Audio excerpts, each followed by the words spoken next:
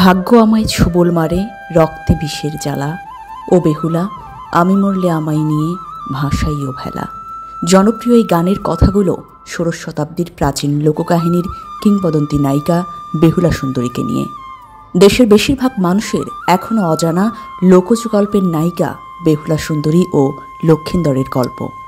সিরাজগঞ্জ জেলার তাড়াশে তৎকালীন নিচানীনগর বর্তমানে বিনসারা গ্রামে পিতা বাছবানিয়ার একমাত্র রূপসী কন্যা ছিল এই বেহুলা সুন্দরী।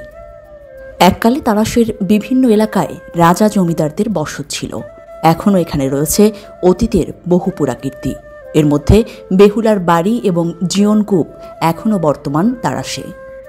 প্রতিদিন স্থানীয় দর্শনার্থীদের আগমনে মুখরিত হয় বেহুলা লক্ষিন্দরের মেধ বলে পরিচিত বেহুলার বাড়ি। রূপে গুণে অসামান্য সুন্দরী সতী নায়িকা বেহুলা বাবা বাছবানিয়ার সঙ্গে প্রায় বাজার করতে যেত। বেহুলা যে বাজারে যেত তার নাম চাঁদের বাজার।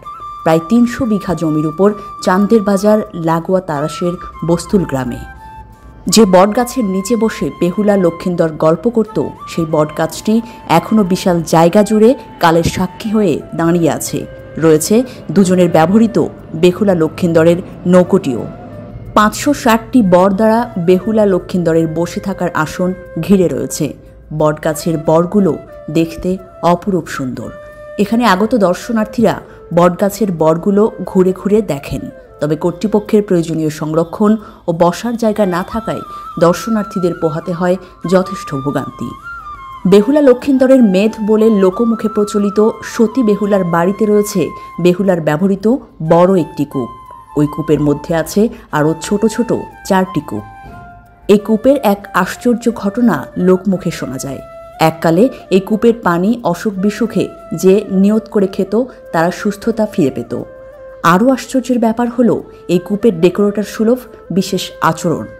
ওই সময় কোনো অনুষ্ঠানের জন্য থালাবাটি, বাসন, জগ, পাতিল সহ যা কিছু প্রয়োজন হতো কূপের কাছে গিয়ে বললেই নাকি সেসব সঙ্গে সঙ্গেই কূপ থেকে উঠে আসতো।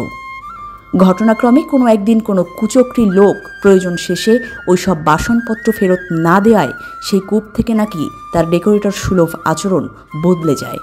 দর্শক, এই হলো বেহুলা লক্ষিন্দরের কাহিনী। দেখা হবে আগামী ভিডিওতে। ততক্ষণ সঙ্গেই থাকুন, ভয়েস বাংলা দেখতে থাকুন।